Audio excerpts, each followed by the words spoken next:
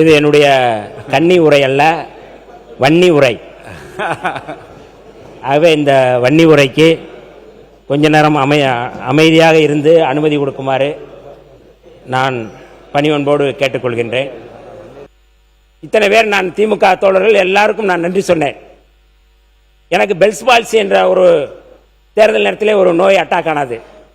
அப்படியே அப்பொழுது மாண்புமிகு நம்முடைய அன்றைக்கு அமைச்சராக இருந்தார் அவர் எம்ஆர்கே பன்னீர்செல்வம் அண்ணன் அவர்கள். அவர்தான் முதலில் கூலிங் கிளாஸ் போட்டு நான் இந்த முகம் பேச முடியாது, அந்த அவையில் நான் பேசுறதுக்கு உட்காரும் பொழுது அவர் சொன்னார், நீ பேசு என்று முதலில் சொன்னார். நான் பேச முடியவில்லை. எனக்காக பேசி என்னுடைய வெற்றிக்காக பாராட்டிய மிக முக்கியமான திராவிட முன்னேற்ற கழகத்தினுடைய ஒரு தலைவர் என்றால் என்னுடைய அண்ணன் எம்ஆர்கே பன்னீர்செல்வம் அவர்கள்.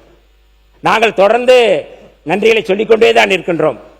ஆனால் அந்த பகுதியில் பேசக்கூடியவர்கள் யாருமே எங்களுடைய தலைவர் எழுச்சி தமிழர் தொல்காப்பியன் திருமாவளவன் அவர்களுக்கு நன்றி சொன்னதாக தெரியவில்லை.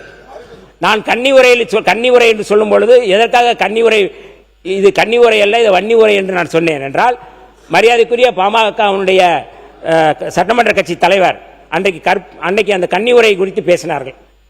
கன்னி உரை என்பது கற்போடு சம்பந்தப்பட்டது. கற்பு என்றால் இருவாளருக்கும் பொதுவென்று வைப்போம் என்று புரட்சி கவிஞர் பாரதிதாசன் சொன்னார். அதோடு சேர்ந்தது அது.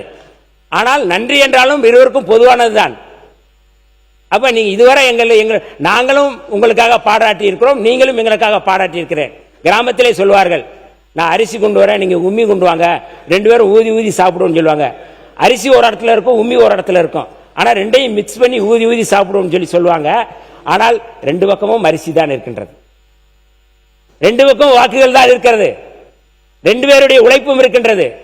ஆனால் இதுவரை அப்படியான நன்றி சொல்லவே நாங்கள் நன்றிக்குரியவர்கள் என்பதை இந்த அவையில் நான் பதிவு செய்ய விரும்புகின்றேன்.